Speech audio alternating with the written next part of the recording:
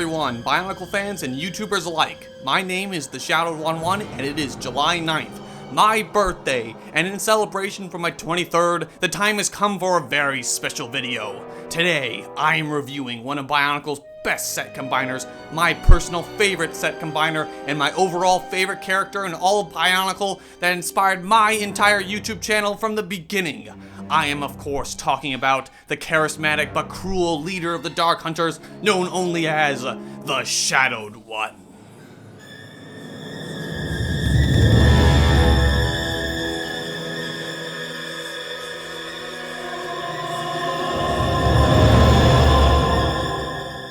First, I like to give some backstory on this particular character, especially if you're new to Bionicle in general, a G2 fan,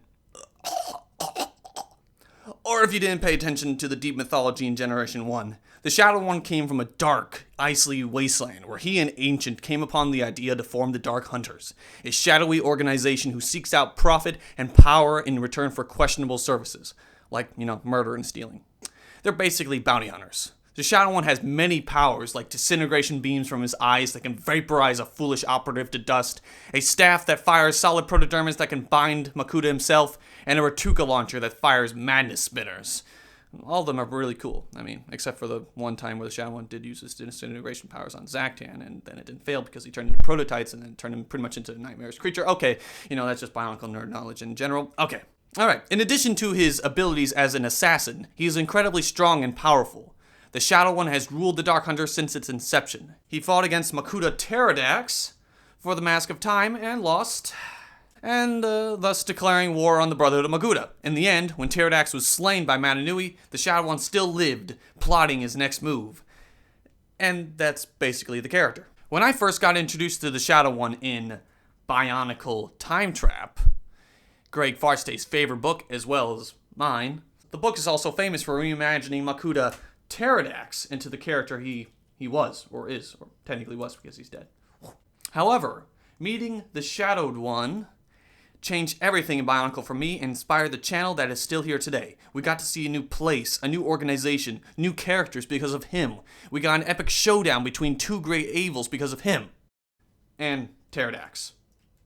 Although, I never considered him evil though, more of a cold, brutal, sadistic businessman. Okay, maybe that is evil. Anyway, enough Bionicle history and nostalgia. Let's get into the actual set review. The Shadowed One is a set combiner made from the 2005 Titans Rudaka and Hitangu. Ooh. And that's pretty sweet right there, I'll be honest. The Shadowed One you see before you is made from the pieces of my first Rudaka and Hitangu. The two sets of them here were bought from Bricklink for fun and other purposes I'll mention later. You can see my reviews of Rudaka, Hitangu, and Sidorak on my channel. So let's get them out of here. They had their time. Rah! I remember like any fan that I got those sets for having them, but when I discovered the Shadowed One and built him for the first time, I knew I would never make them again. This combiner has been with me since 2005, and while I've over time turned the Shadowed One into my own mock version of him, recently nostalgia beat me out, and I had to have returned him to what he once truly was, his classic form, the form that made me love him. Of course, I'll have to explain his change in random Esidax. No worries, let's get on to the set itself. Alright, so with that out of the way, the Shadowed One actually has a consistent color scheme of black, gray, silver, and Hitangu orange. Even though that's not a real color, even though that's what Bionicle community calls it. He uses all the pieces from Rudaka and Hitangu better than the individual sets themselves did, especially with the armor around his body. It's pretty sweet. His head is very regal as well, almost like a crown, He's also unique as he's the first true combiner with opposable fingers, even a thumb. Like seriously, what other characters at that time had fingers? He can move his thumb on his left hand, but he can move all of his fingers on his right hand, which is epic, It also has his staff built into his right hand. He's right-handed, like me. It looks dangerous and badass, and it's unique to his character. He uses the Ratuka launcher in such a unique way as well, as it's built into it. So if we can put this here, so we get the spinner. Since the spear and the staff is built into the launcher, all you have to do is pull up on the cord and... Well, that didn't do what I wanted it to do. Let's try that again. Whee! And I'm not going to go get that. Alright. And wham, it fires away. Ooh. The only problem is that if you're playing with them, the spear will fly off because it's not connected to the actual weapon itself. See, it just goes off like that. So if you're just doing this, it will come off. It could have used Centrak's way of attaching his launcher to his arm and it would have solved the problem because his launcher kind of was farmed at the arm and the spinner was right there. So you just kind of clipped on and you could just pull it off and then you could just shoot it off. The Shadow one could have used a very similar modification here just so this would just stay there. And if you wanted it, just clip it off and then just whoosh. That's just a slight nitpick, but it's a very minute problem. Another issue with the combiner is not a problem with the set, but of the story purpose. The third leg behind him is a tail, not a leg, which is how I have portrayed him in in my films or series like Fantoka or Makuta.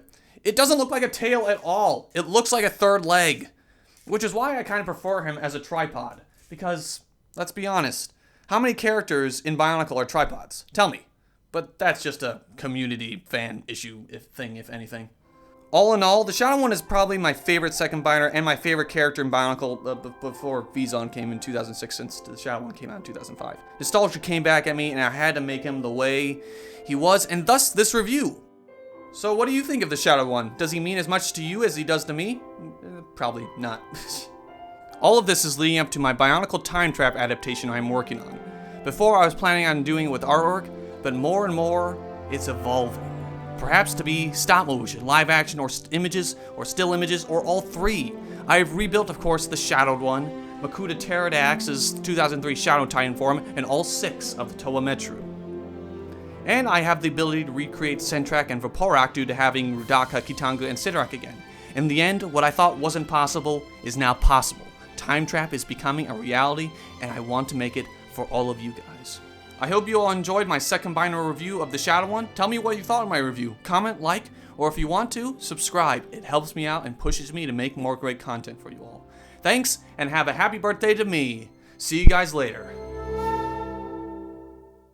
I hate you. No, I hate you. I hate you. I despise you. I hate God, I hate you. What the hell? Are you guys still going at it? Seriously? Time Trap hasn't even happened yet. Get over yourselves. Gosh, Matt, Joey. I'm out of here. I hate you.